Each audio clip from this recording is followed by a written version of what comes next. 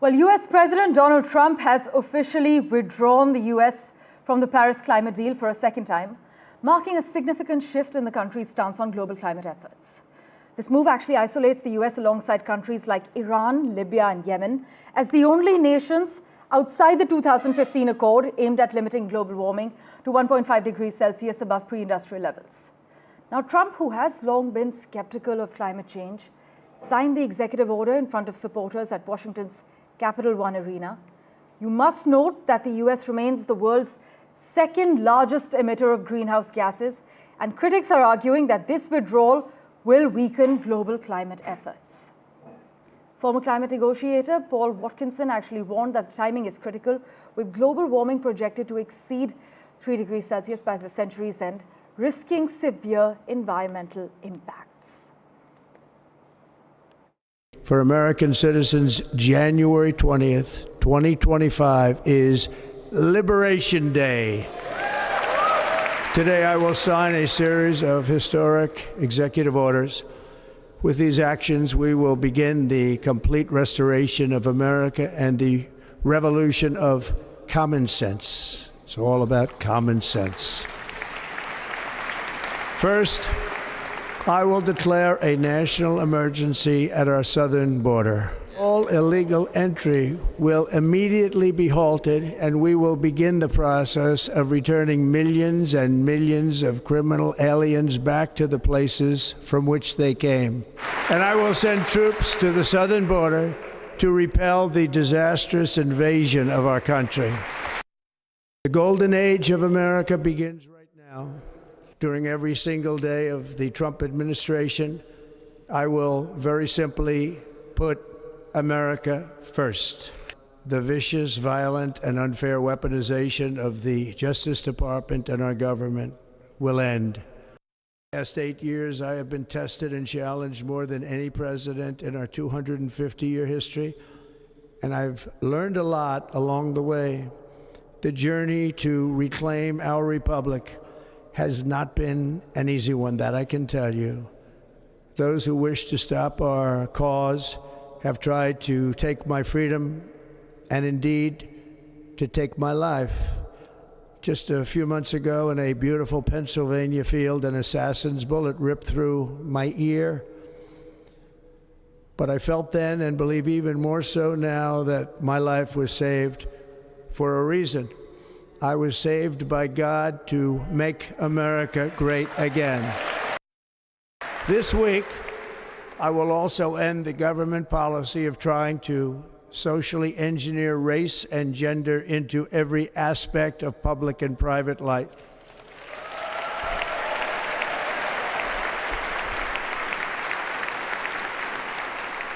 We will forge a society that is colorblind and merit-based.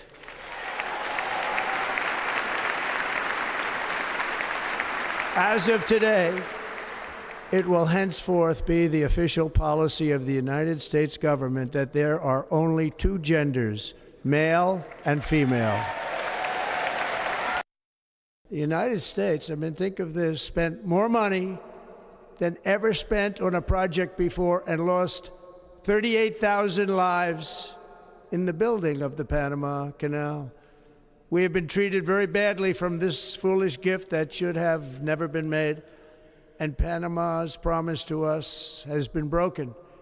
The purpose of our deal and the spirit of our treaty has been totally violated. American ships are being severely overcharged and not treated fairly in any way, shape, or form, and that includes the United States Navy. And above all, China is operating the Panama Canal, and we didn't give it to China, we gave it to Panama, and we're taking it back. From now, we are going to be changing the name of the Gulf of Mexico to the Gulf of America, and we will restore the name of a great president, William McKinley, to Mount McKinley, where it should be and where it belongs. Well, Trump took the oath of office as America's 47th president, marking an astounding political comeback for a president who has promised to disrupt Washington even more so than he did during his first term.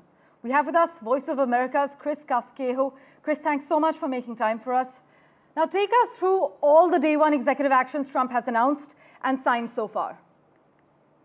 Yeah, we've got the pardoning of the January 6th rioters, 1,500 of them. Now, some experts believe that he would make a differentiation between those convicted of misdemeanors and those convicted of violent crimes against police officers. He did not. He pardoned all of them. He's commuted all of their sentences, and he's stopped the adjudication process against 600 of those criminal defendants who are still in the system and awaiting charges. And then he also signed an executive action that defines gender as male and female. So the official policy of the U.S. government will be to only have two genders, male and female. And then he also is declaring an emergency at the southern border to deal with immigration, which Trump believes is the top issue that got him elected, more so than the economy. And so he's going to take swift action. You know, this national emergency he says that he will send military troops to the border. How that exactly is going to work out, we'll have to see in the coming days. And then another thing that we should mention is the economy. He has indicated that he plans to levy tariffs against Canada and Mexico to U.S. allies by February 1st. So he didn't give specifics of that. He just mentioned that talking among reporters in the Oval Office as he was signing these numerous executive actions in the Oval Office after he signed a slew of them at Capital One Arena earlier this evening.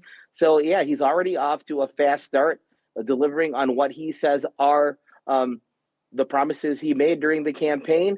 But we should note that these executive orders do carry the weight of federal law, but Congress, of course, will have to have a say, especially in immigration policy and with some of the other things that he wants to do.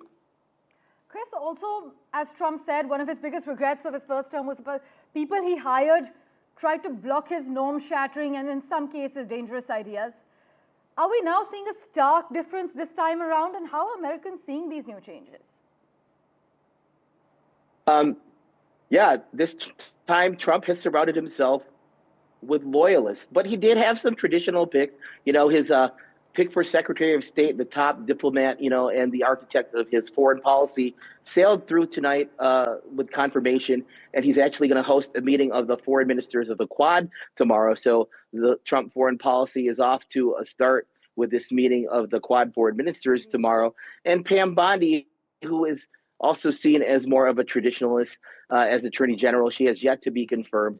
But yeah, you know, Trump has decided this time around to surround himself with people that he believes will carry out his vision. And he has a Republican Congress. You know, whether the American public is fully on board with that, we'll have to see, because they indicated that their top issues were economy and the border. Whether they agree with everything he's doing with, you know, renaming Mount Denali back to McKinley, renaming the Gulf of Mexico, the Gulf of America, you know, we'll have to see, because he was elected for these two main issues, economy and the border, but he believes the border was the top issue. So, yeah, we'll just have to see how it plays out. But, you know, he has full control of the government. So, you know, he said he alone can fix it. He's responsible for it now. Well, let's see how this plays out. But he has also withdrawn from the U.S. He's withdrawn the U.S. from the Paris Agreement for a second time.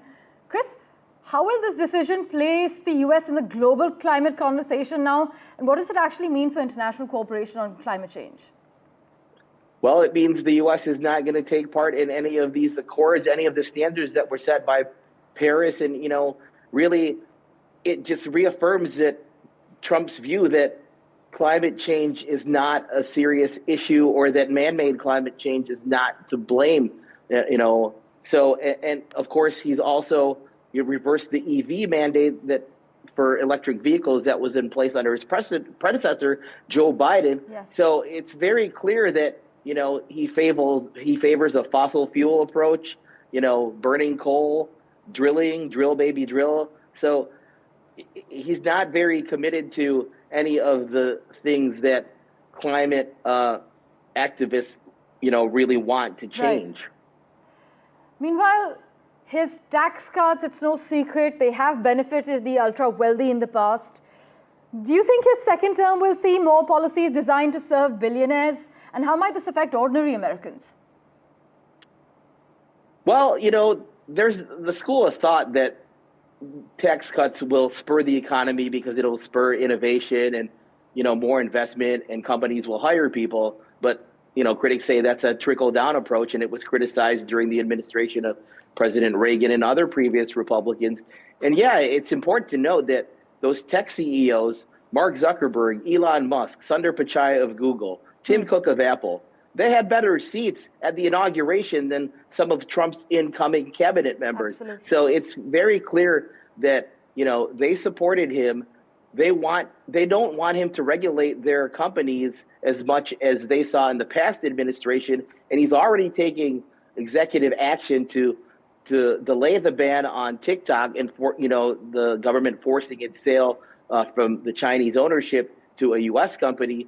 So we'll just have to see, again, how it all plays out, whether he has an approach that favors the wealthy or whether, the middle class and the people that voted for him benefit from some of these policies.